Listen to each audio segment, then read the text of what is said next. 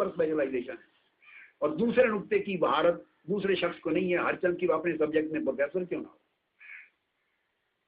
तो कुरान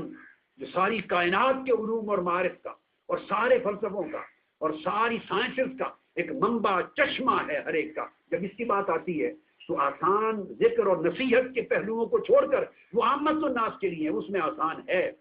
बकाया वो तमाम चीज़ें जिसमें उलूम है, जिसमें बहुत सारा दर्क, महारत, स्पेशलाइजेशन दरकार है, हर चीज़ एक आम आदमी के लिए क्यों इस तरह कह दिया जाए।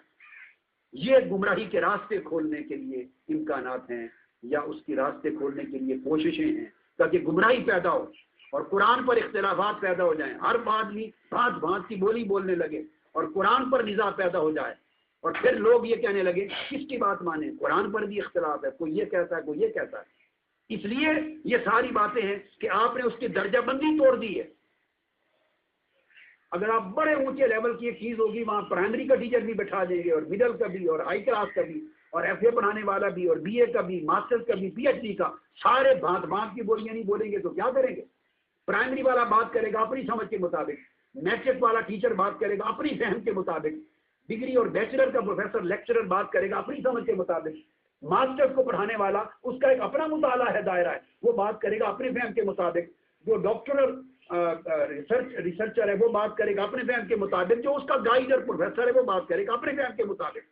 तो फिर आप क्या करेंगे। ये क्या मैथमेटिक्स है, बात बात की बोलियां हैं, किसी बात पर इत्तेफाक ही नहीं। ये क्या बायोलॉजी है, ये क्या केमिस्ट्री है, ये क्या फिजिक्स है, हर आदमी अलग बात कर रहा है। भाई मेडिसिन है,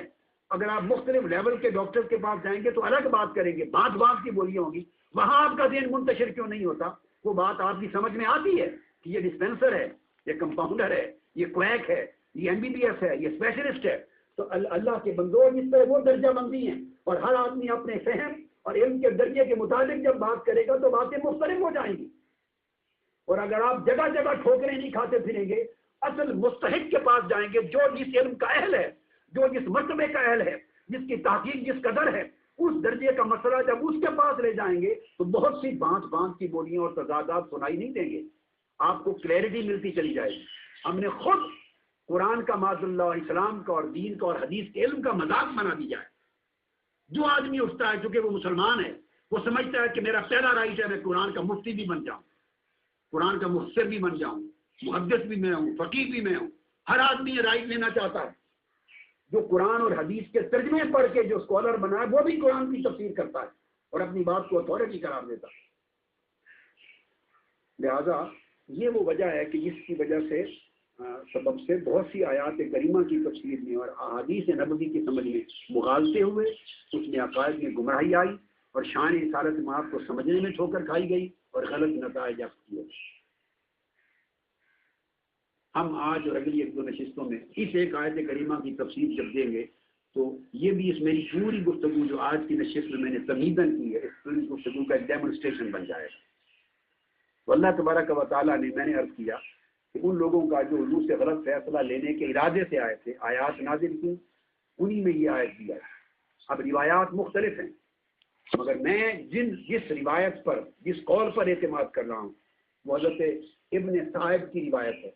जो अब्दुल्लाह इब्न अब्बास रज़ियल्लाहु तआला अन्हु से उन्होंने ली है। जो क़तादा बिन नुमान की रिवायत भी इसी की तायीद करती है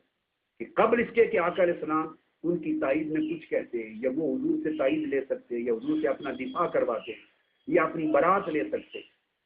या किसी और को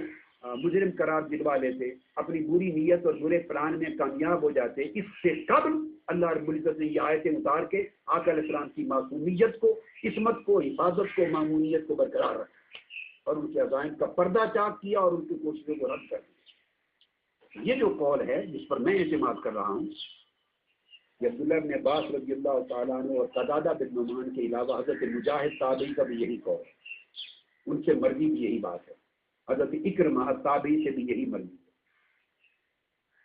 इब्न ज़ैद से भी यही मर्जी है, अस-सुद्दी अल-कबीर ताबी से भी यही मर्जी है। इन सब आइम्मा ने, यानी सहाबा और ताबईन ने इस आयत के शान नुज़ूल में यही बात बयान की है कि वो अपने अज़ाइम में नाकाम हुए और आका अलैहिस्सलाम से अपने हक में बरात का कलिमा नहीं ले सके।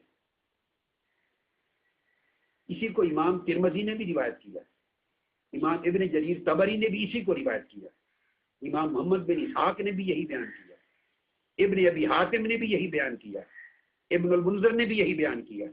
امام حاکم نے بھی یہی بیان کیا، امام اصبہانی نے، حتیٰ کہ امام احمد بن حنبل نے بھی اس روایت کو بیان کیا، اور امام ابن جریر طبری نے یہ پوری روایت جو ہے اکرمہ التابعی کے طریق سے لکھ کر، اور اس کی تصریح اور تائید پھر امام حسن بصری ان کی روایت سے بھی کی ہے، اور ان کے طریق سے امام ابن المنذر نے بھی تخریج کی ہے انہی کے طریق سے، اور امام جلال الدین سیوطی نے بھی توثیقاً اسی روایت کی تخریج کی ہے اور اسی کی توثیق کی ہے، امام عبد الرزاق صاحب مصنف نے بھی اسی کی تائید کی ہے، اور امام عبد بن حمید نے بھی اس کی تخریج کی ہے، ابن ابی حاتم نے بھی اس کی تخریج کی ہے، اور وہ سارے ائمہ جن کا میں نے ذکر کیا وہ فرماتے ہیں کہ آیت نمبر 105 سے لے کر آیت نمبر 114 یا آیت نمبر 116 تک ساری آیتیں اکٹھی اس موقع پر ہوئی، اور یہ ساری آیتیں آقا علیہ السلام کی عصمت پر دلیل بن گئی، اور ان آیات کے نزول نے ان کے برے عزائم کا اور بری نیتوں کا پردہ چاک کر دیا اور انہیں ناکام و نامراد کر دیا۔ آقا علیہ السلام سے کوئی کلمہ اپنے حق میں عدل سے ہٹ کر حاضر کروانے میں یا لینے میں کامیاب نہیں ہو سکے۔ یہ میں نے اس وقت تک تو اسی بات صرف آپ کو عرض کی، تو گویا یہ آیت نمبر 113 حتیٰ کہ آیت نمبر 114 تک، آیت نمبر 105 سے لے کر 114-16 تک یہ سارا ایک ہی واقعہ سے مفصل ہے، ان تمام ائمہ اور ان کی روایت کردہ تمام احادیث و روایات کی روشنی۔ اب یہاں سوال پیدا ہوتا ہے کہ وہ گروہ جو حضور علیہ الصلوۃ والسلام کو عدل اور حق کے فیصلے سے معاذ اللہ پھسلانا چاہتا تھا اور آپ سے خلاف حق فیصلہ لینا چاہتا تھا اور خلاف عدل فیصلہ لینا چاہتا تھا، ان کی تمام کاوشیں ناکام ہو گئیں، نامراد ہو گئے، اور وہ حضور علیہ السلام سے اپنے حق میں دفاع کا کلمہ نہ لے سکے۔ اس کا سبب کیا تھا؟ وہ کیوں ناکام ہوئے، کیوں نامراد ہوئے؟ اپنی بڑی بھرپور منصوبہ بندی کے باوجود وہ غلط فیصلہ لینے میں حضور علیہ السلام سے کامیاب کیوں نہ ہوئے؟ اس کی وجہ اللہ رب العزت نے فرمائی لولا فضل اللہ علیک ورحمتہ، اس کی وجہ یہ تھی کہ اللہ رب العزت کا فضل ہر وقت آقا علیہ السلام کی عصمت کو ڈانپے رکھتا تھا۔ اللہ رب العزت کی رحمت حضور پر تھی، اللہ رب العزت کا فضل حضور پر تھا، اللہ کے اس فضل اور اللہ کی اس رحمت کی وجہ سے وہ ایک سرے منہ بھی حضور علیہ السلام کو پھسلا نہ سکتے تھے۔ اس پر میں آج کی نشست ختم کرتا ہوں، کیونکہ آگے تفصیلی گفتگو تفسیر کی اگلی نشست سے انشاءاللہ شروع کریں گے، وہ ہم اگلی نشست سے کریں گے اللہ رب العزت کی توفیق کے ساتھ۔ وما علینا الا البلاغ۔